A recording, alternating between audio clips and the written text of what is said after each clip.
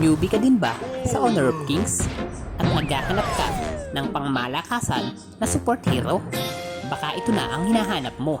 Meet Hui and his powerful black hole.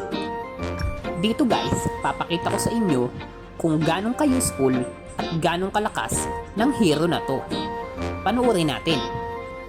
Bibigyan ko kayo ng idea para magamit natin sa actual game ang kanyang mga skill.